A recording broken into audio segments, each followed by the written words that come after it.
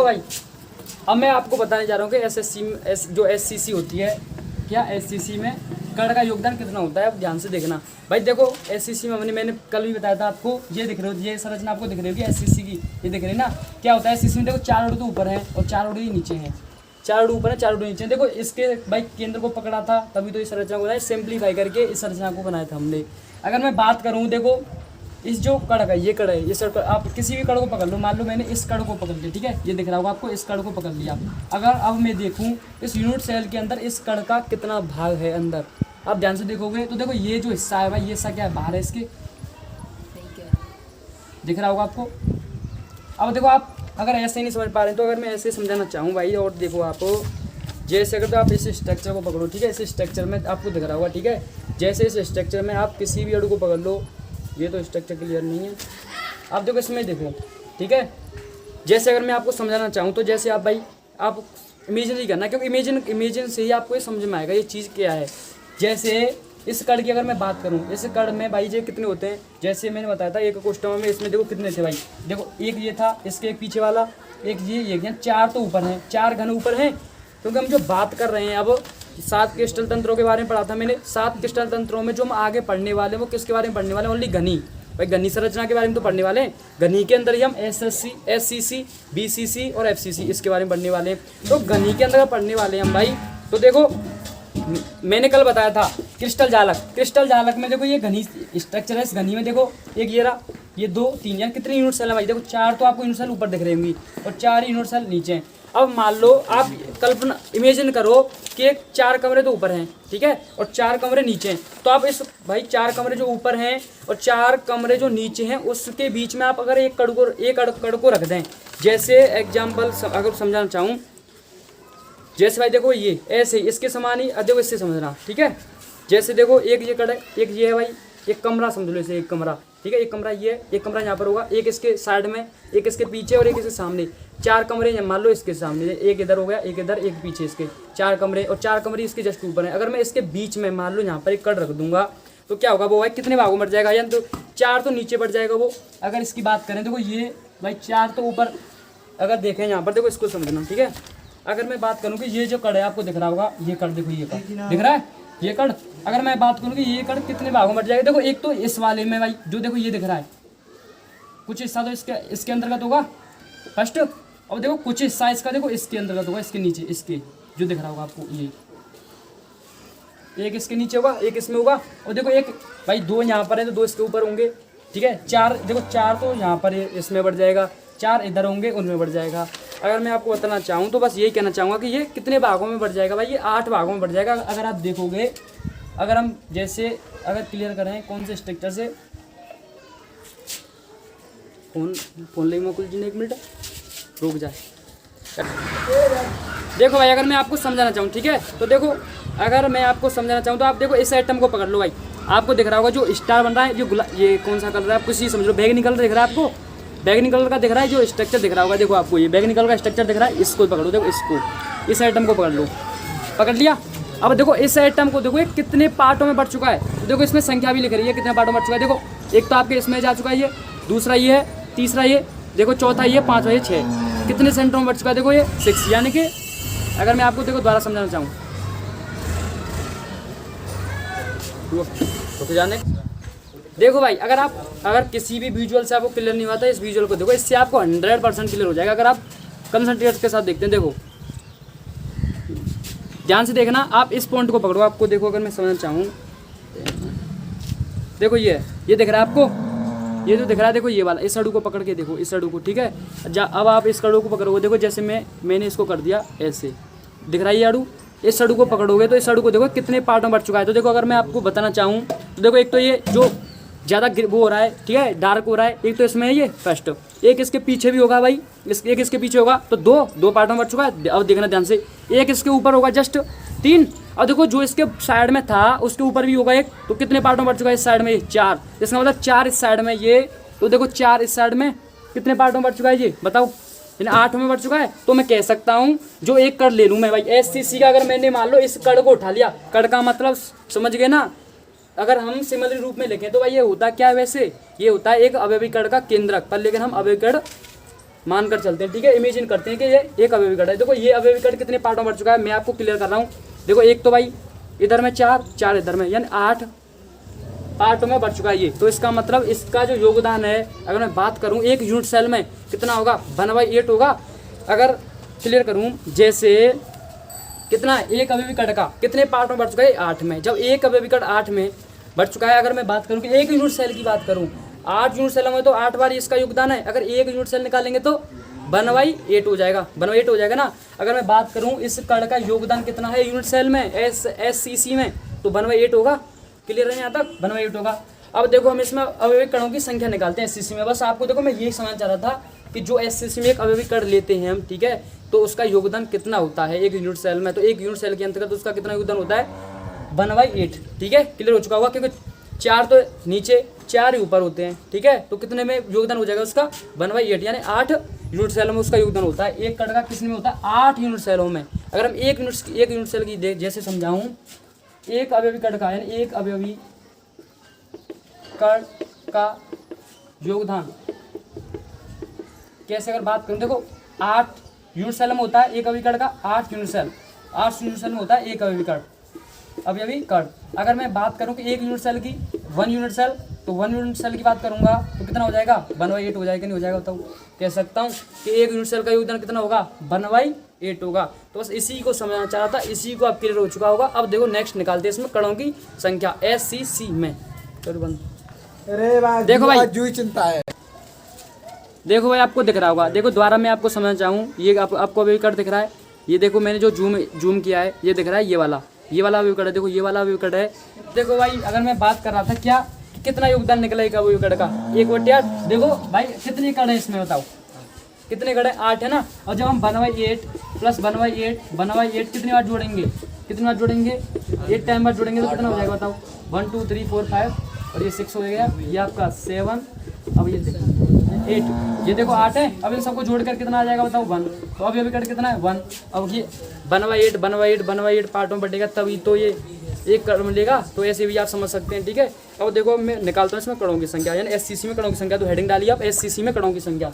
क्या SCC में अब ये भी कणों की संख्या। भाई अब हम देखते हैं SCC में कणों की संख्या। देखो क्या निकालना है मुझे, यानी एकक कोष्टिका में कणों की संख्या, एकक कोष्टिका में कणों की संख्या, ठीक है। अब देखो संख्या देख रहे हैं हम, किस पर देख रहे हैं, गनी पर देख रहे हैं। गनी ओए गिर जाएंगे भाई।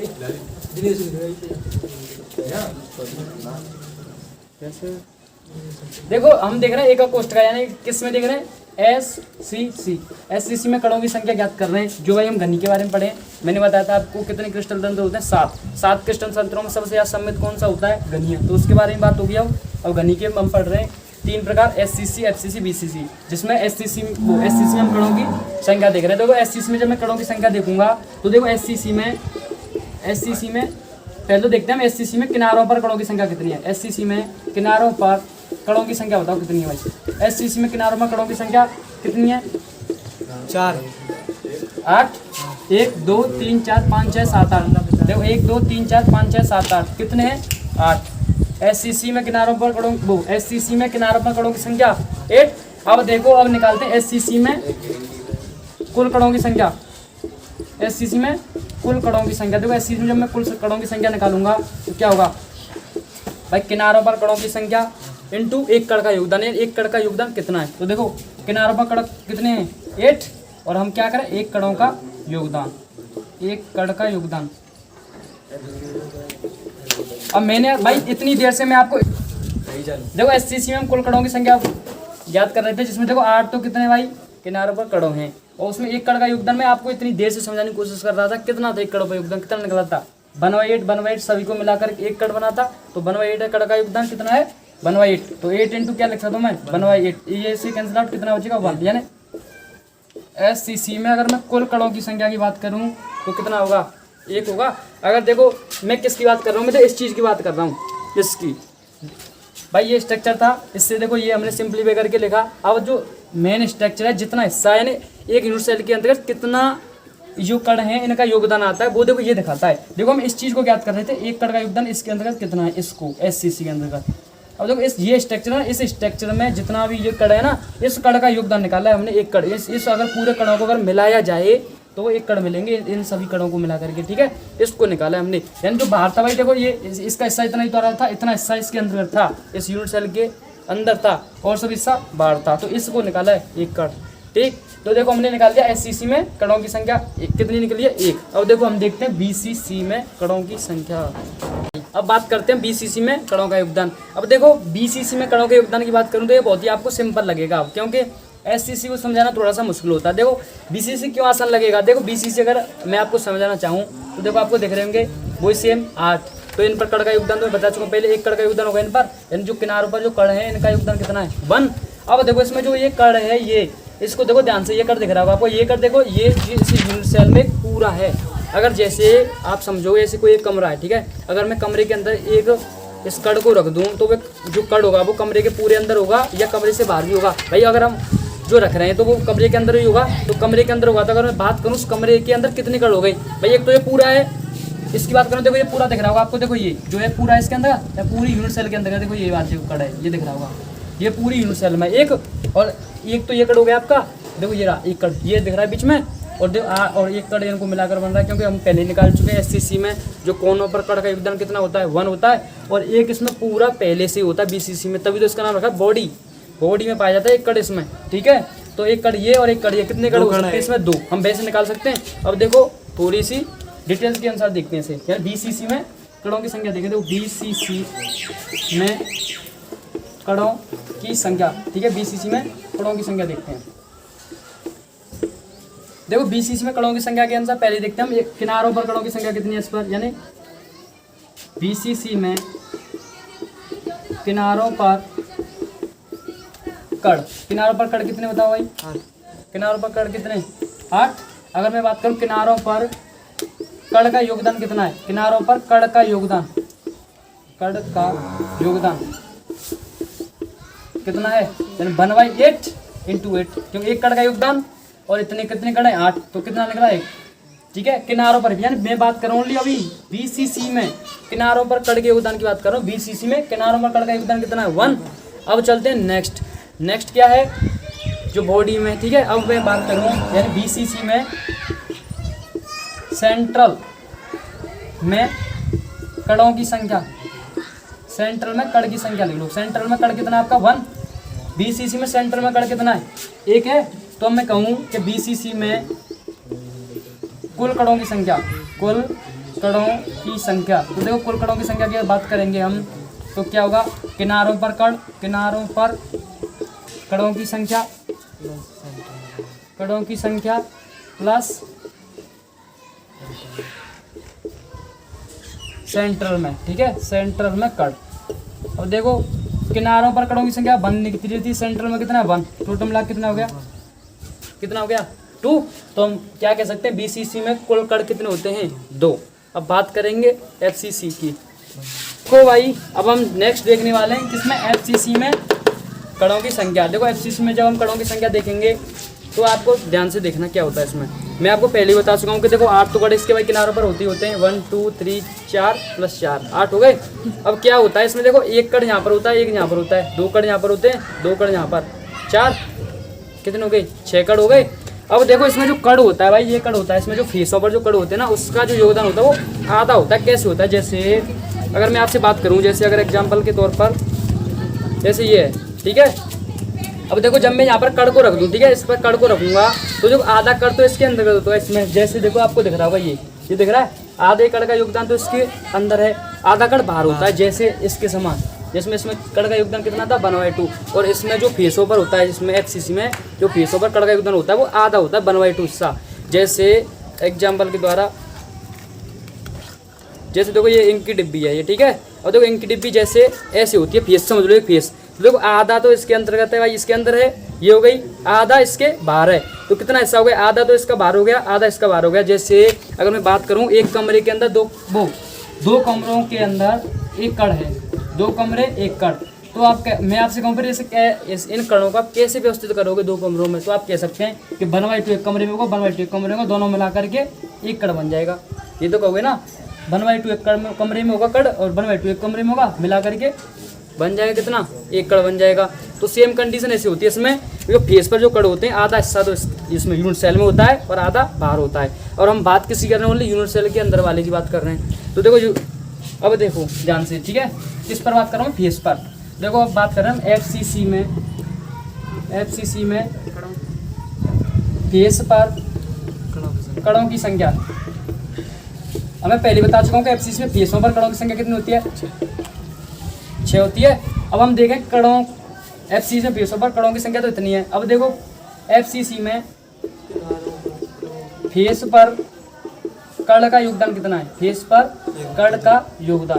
अब देखो फेस पर कण का अगर योगदान की बात करूं मैं, कितने कणों की संख्या है, 6। और कितना भाई, कितना अंदर है यूनिट सेल में, 1/2। तो 1/2 ये कितने बार कैंसिल हो जाएगा, 3 बार। यहाँ से कितने निकले, 3। तो 3 कण यहाँ से हो गए और 1 कण वही 8 किनारों पर है। किनारों से अगर मैं डायरेक्ट लिखना चाहूँ तो एफसीसी में किनारों पर कण का योगदान कितना है, बताओ, 1। इसको मिलाकर कितना हो जाएगा, 4। अगर लिखना चाहें लास्ट में, अगर लिखना चाहें तो आप लिख सकते हैं एफसीसी में कुल कण, एफसीसी में कुल कण कितने हैं भाई, 3 + 1 = 4। तो ये है अब ये, ठीक है। अब हम एक टेबल का निर्माण करते हैं जिससे आप समझ लेना, टेबल्स का आपको जरूर याद होना चाहिए वो टेबल। तो भाई अगर आपने इस टेबल को याद कर लिया तो सबको याद कर लिया, ठीक है। टेबल में सारा खेल है और इस खेल को समझ लिया तो सारा खेल हो गया, ठीक है। देखो जैसे एससीसी की बात कर रहा था मैं, सिंपल क्यों यूनिवर्सल। देखो एससीसी में अगर मैं किनारों पर कणों की संख्या की बात करूं 8 होती है। केंद्र पर कणों की संख्या बात करूं, कोई होता ही नहीं केंद्र पर, अलग पर कोई नहीं होता। अब कुल संख्या की बात करूं यार, कुल कणों की संख्या की बात करूं मैं, कुल कणों की संख्या कितनी थी इसमें, 1 थी, यानी 8 और 1 कण का योगदान 8, 1/8। तो 1/8 से 1/1 निकला था। अब देखो बीसीसी में किनारों पर कणों की संख्या 8, केंद्र पर कण होता है इसमें 1, इसमें ये 0 होता है और कुल कण 2। अब इसकी बात करो, 8 होते हैं, केंद्र पर कोई नहीं होता, फलक पर ये इसमें 6 होते हैं और मिला करके 4 बनता है। बस इस टेबल को आप याद रखना, ठीक है। और बस आज के लेक्चर में बस यहीं पर करेंगे। अगर आपको वीडियो अच्छा लगा हो तो भाई please like and subscribe and share, ज़्यादा से ज़्यादा शेयर करना भाई, जिससे मुझे मोटिवेशन प्राप्त रहे, मोटिवेशन मिलेगा और मैं आपके लिए अच्छी से अच्छी वीडियो लाऊंगा, ठीक है। तो भाई मैं आपको फुल सिलेबस को कराने की पूरी कोशिश करूंगा। तो बस आपको लाइक सब्सक्राइब एंड शेयर करते रहे चैनल को। Thanks for watching.